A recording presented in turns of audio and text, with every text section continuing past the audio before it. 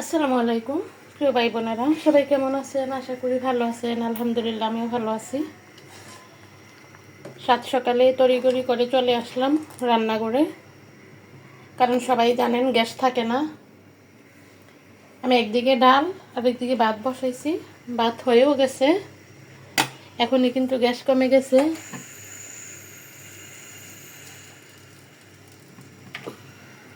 আর ডালের মধ্যে 2টা আলু দিয়ে দিছিলাম, আলু ভর্তা বানাবো। এখানে আলু কাইটা নিলাম, আলু দিয়ে শিং মাছ দিয়ে ঝোল রান্না করব।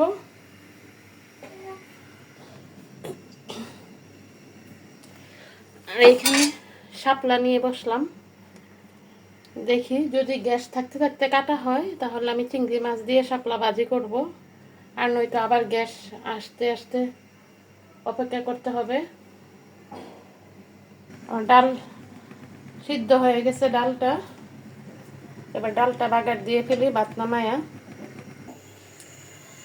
চলে গেল গ্যাস, দেখুন একবার বাড়ে একবার কমে। যখন চলে যাবে তখনই এই সিস্টেম হয়। আমি ডালটা বাগার দিয়ে তাড়াতাড়ি মাছটা ভাজিয়া রেখে দিই।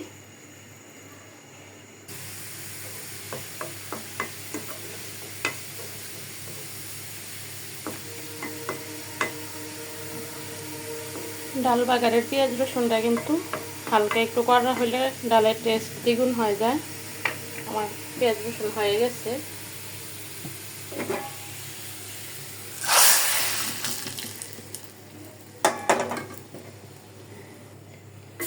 আলু ভর্তার জন্য 4টা শুকনো মরিচ ভাজা রেখে দিই, মশমশা হয়ে যাবে। কারণ গ্যাস না থাকলে তরকারি তো আমায় রান্না করা যায় রাইস কুকারে, মরিচটা ভাজা যায় না।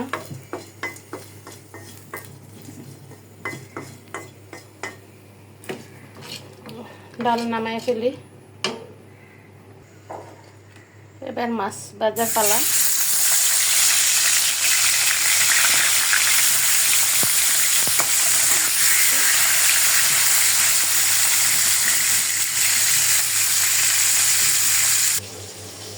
ভাত আর ডাল হয়ে গেছে, এবার মাছ ভাজা হইতে থাক, আমি শাপলাগুলা কাটতে থাকি।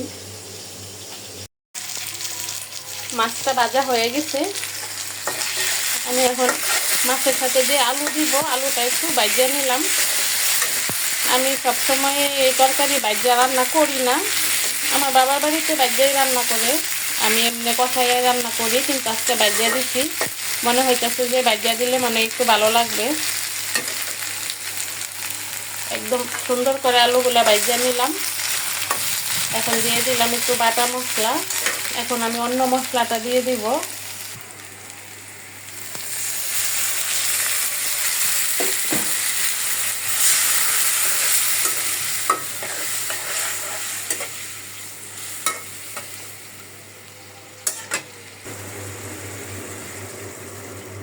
মশলাটা কষানি হয়ে গেছে, এখন আমি পানিটা দিয়ে দিলাম।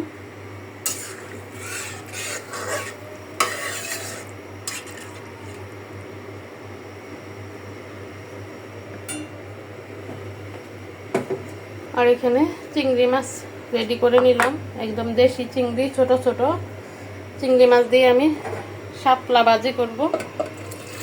তরকারিটা আমি পাতিলে নিয়ে নিলাম।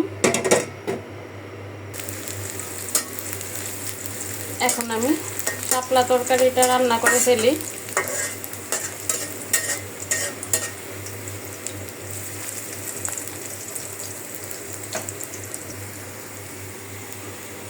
সব মশলা দিয়ে চিংড়ি মাছটা ভালো করে কষায় নিই।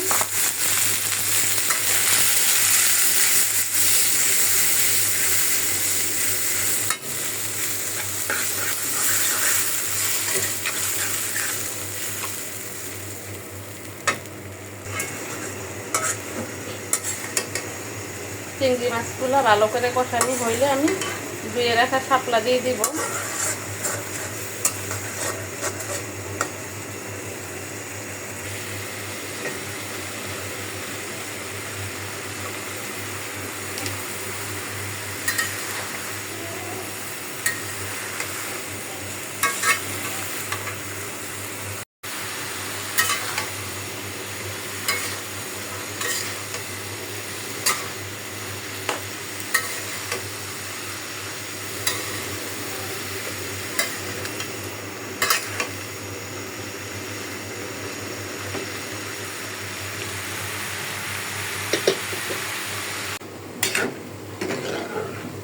মাছের ঝোলটা কিন্তু হয়ে গেছে, নামিয়ে ফেলবো। আর চিংড়ি মাছও ভাজাটাও হয়ে গেছে। চিংড়ি মাছ দিয়ে শাপলা ভাজিটা কিন্তু হয়ে গেছে, একদম শুকনা হয়ে গেছে, নামিয়ে ফেলবো। এদিকে শিং মাছের ঝোলটাও হয়ে গেছে। এখন আমি ঝটপট করে আলু দুইটা দিয়ে একটু ভর্তা বানায় ফেলি। গরম ভাতের সাথে পাতলা মসুর ডাল আর এরকম ভাবে কসলাইয়া কসলাইয়া আলু ভর্তা বানাইলে, পোড়া মরিচ দিয়া সেই আলুর ভর্তা, সেই রকম মজা লাগে।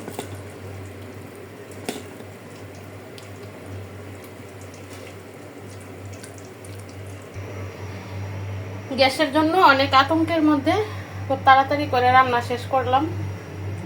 মসুর ডাল, আলু দিয়ে শিং মাছের ঝোল, আলু ভর্তা আর ছোট ছোট চিংড়ি মাছ দিয়ে শাপলা ভাজি করলাম। ভিডিওটা আর বড় করব না, সবাই ভালো থাকবেন। আসসালামু আলাইকুম।